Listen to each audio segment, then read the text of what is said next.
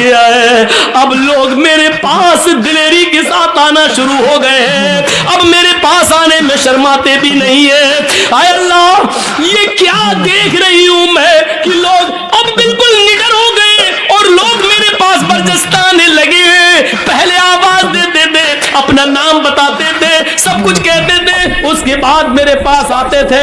اے اللہ اب لوگوں میں اتنی جرأت اور بے باکی ہو گئی ہے, اتنی نڈرتا آ گئی ہے کہ اب ڈائریکٹ ہم سے پاس آ گئے اور ہم سے باتیں کرنے لگے.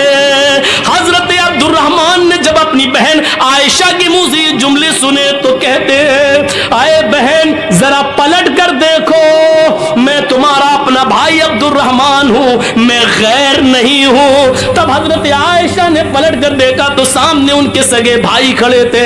تب انہوں نے اطمینان کا سانس لیا, تب انہوں نے چین کی سانس لی. میرے بھائیوں, حضرت عائشہ کا پردہ کرنا اور اپنے بھائی سے کو پہچان نہ سکی تو یہ کہنا, اب لوگوں میں یہ کتنی دلیری اور بہادری پیدا ہو گئی ہے کہ وہ بلا روک و ٹوک میرے پاس آ جاتے ہیں. اے اللہ یہ میں کیا دیکھ رہی ہوں. غور کیجئے اس جملوں پر, حضرت عائشہ کی زبان سے یہ نکلنے والے جملے آج ہماری ماں بہنوں کو کیا درس دیتے ہیں. آج ان کی جرأت و بہادری دیکھو, جس کے ساتھ جائیں چلی جاتی ہے, جس کے ساتھ جائیں ٹہل لیتی ہے, جس کے ساتھ بیٹھنا چاہے بائک پہ سوار ہو جاتی ہے, جس کے ساتھ جانا چاہے مارکیٹ میں چلی جاتی ہے. ذرا تصور کرو میرے پیارے ساتھیوں, حضرت عائشہ تو اپنے بھائی سے بھی نہیں دیکھ رہی ہے. جب پتہ چلتا کہ یہ میرے بھائی ہے تب انہوں نے چہرہ کھول کر اپنے بھائی کو دیکھا, کہا کہ اب کوئی بات نہیں, اب شک میرا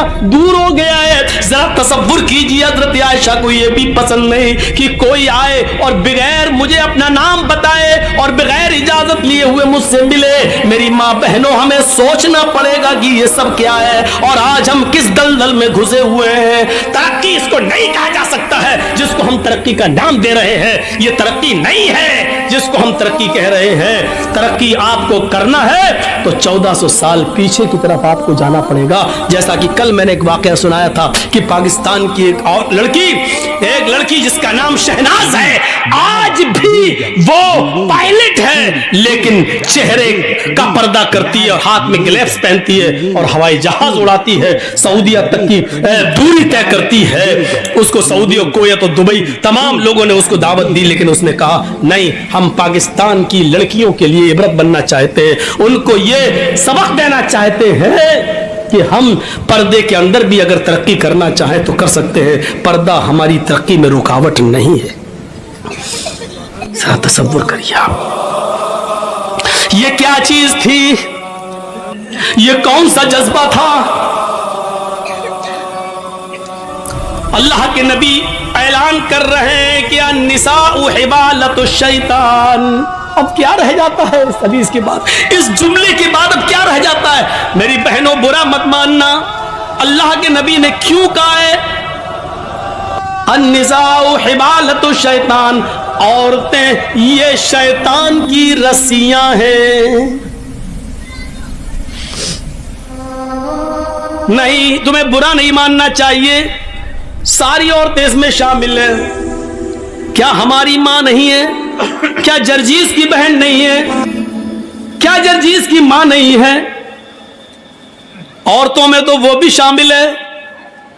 تو پھر یہ کیوں سمجھتی ہو کہ میں تمہیں کہہ رہا ہوں شیطان کی رسی, جہاں اللہ کے نبی صلی اللہ علیہ وسلم نے تمہیں شیطان کی رسی کہا ہے, وہاں یہ بھی فرمایا ہے کہ ان الدنیا کلھا متاع وخیر متاع الدنیا المرأۃ الصالحہ.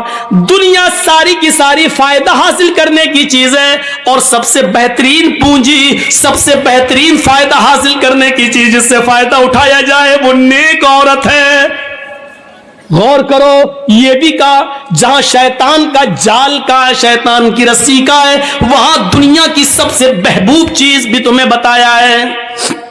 اب دونوں کے فرق کو سمجھو.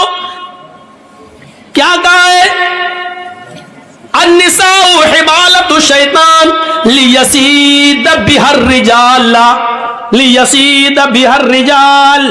شیطان की रस्सियां हैं ये औरतें, और शैतान इसी जाल को डालकर, इसी रस्सी को डालकर मर्दों का शिकार करता है। शैतान जब किसी आदमी को फांसता है तो इसी शिकार का इस्तेमाल करता है, इसी जाल को फेंकता है, इसी को खूबसूरत बनाकर मर्दों के सामने पेश करता है। ये चीज चीख चीख कर अल्लाह के नबी ने कहा है, इसी के जरिए वो बहकाने की कोशिश करता है। और नहीं मानते हो तो सुनो, बैतुल मक़दिस फतह हो चुका है। मुसलमानों ने बैतुल मक़दिस को देखने के लिए हजरत उमर फारूक के पास खबर भेजी है, अमीरुल मोमिनीन बैतुल मक़दिस हमने फतह कर लिया है, आप आइए और आप 2 रकात नमाज इसमें पढ़ा दीजिए ताकि हम आपके पीछे नमाज पढ़ लें। बैतुल मुक़द्दस आइए। हजरत उमर मदीने से बैतुल मुक़द्दस की तरफ सफर कर रहे हैं, बैतुल मुक़द्दस की तरफ चल रहे हैं, बैतुल मुक़द्दस की तरफ जा रहे हैं, बैतुल मुक़द्दस की तरफ जा रहे हैं। रास्ते में यहूदियों की बस्ती पड़ती है, ईसाइयों की बस्ती पड़ती है। रास्ते में यहूदी भी हैं, ईसाई भी हैं, उनकी बस्ती पड़ी हुई है। उन यहूदियों ने और ईसाइयों ने अपनी अपनी लड़कियों को नीम बरहाना, आधी नंगी लड़कियों को अपने घरों की छतों पर खड़ा कर दिया है और ये कह रखा है कि देखो, अगर उमर का कोई भी साथी तुम में से किसी को आवाज दे या इशारे से बुलाए तो तुम में से कोई भी मना ना करे, जिसको बुलाए वो उसके साथ चली आए। अगर उमर के किसी एक आदमी ने तुम्हारे साथ मुंह काला कर लिया, उमर के किसी एक साथी ने अगर तुम्हारे साथ जिना कर लिया, उमर के किसी एक साथी ने भी अगर तुम्हारे साथ जिस्मानी ताल्लुक कायम कर लिया तो हम कामयाब हो जाएंगे अपने मकसद में। यहूदियों ने और ईसाइयों ने अपनी लड़कियों को नीम बढ़ाना अपने घरों की छतों पर खड़ा कर दिया। गौर करो, यानी शैतान ने अपना जाल बिछा दिया सहाबा को बदनाम करने के लिए, सहाबा को बर्बाद करने के लिए, सहाबा के ईमान को झंझोड़ने के लिए, सहाबा के ईमान को खत्म करने के लिए। इधर हजरत उमर फारूक को जब ये पता चला कि उन यहूदी और ईसाइयों ने ऐसा कर लिया तो इन्होंने हुक्म दिया कि लोगों, मैं पीछे पीछे चलूंगा, आगे आगे नहीं। सुनो, यहूदियों की लड़कियां गंदे अशार पढ़ेंगी, अपनी तरफ तुम्हें बुलाएंगी, अपनी तरफ तुम्हें माइल करेंगी, मेकअप किए हुए होंगी और नीम बरहाना होंगी। आए मेरे साथियों, तुम लोगों ने एक लंबी जंग लड़ी है, कई महीनों से तुम अपने घर नहीं गए हो सकता है कि तुम में से किसी को अपनी बीवी की याद आ रही हो, क्योंकि कई महीने तुम जंगों में रहे हो और अपने बाल बच्चों से, अपने बीवी बच्चों से तुम मिले नहीं हो। इसलिए हो सकता है थोड़ी देर के लिए तुम्हारी नजरें उन यहूदी लड़कियों पर टिक जाए, उन ईसाई लड़कियों पर टिक जाए, और यह भी हो सकता है कि नजरों से नजरें मिले और ये तीर नजरों के रास्ते से दिल के अंदर पैवस्त हो जाए। कहीं ऐसा ना हो कि फिर तुम में से कोई गलत काम कर बैठे, मैं नंगी तलवार लेकर बाहर पीछे पीछे चलूंगा। अगर तुम में से किसी एक की नजर यहूदी की लड़की पर और ईसाइयों की लड़की पर पड़ेगी तो मेरी तलवार उसकी गर्दन की ऊपर चलेगी। तुम्हारे कुरान का हुक्म है, कुल लिल मुमिनाति यग़ज़ुज़्न मिन अब्सारिहिन्ना व यहफ़ज़्न फ़ुरूजहुन्ना व ला युब्दीन ज़ीनतहुन्ना, कि तुम जब भी बाजारों में या कहीं चलो तो अपनी निगाहें नीची करके चलो। ये औरतों का हुक्म है तो तुम्हें भी हुक्म है, कुल लिल मुमिनीना यग़ुज़्ज़ू मिन अब्सारिहिम। आए मोहम्मद के साथियों, तुम भी निगाहें नीची करके चलो। तुम्हें भी हुक्म है अपनी निगाहें नीची रखना और कुरान की आयत पढ़ते हुए निकल जाना, कोई किसी की तरफ नजर उठाकर नहीं देखेगा।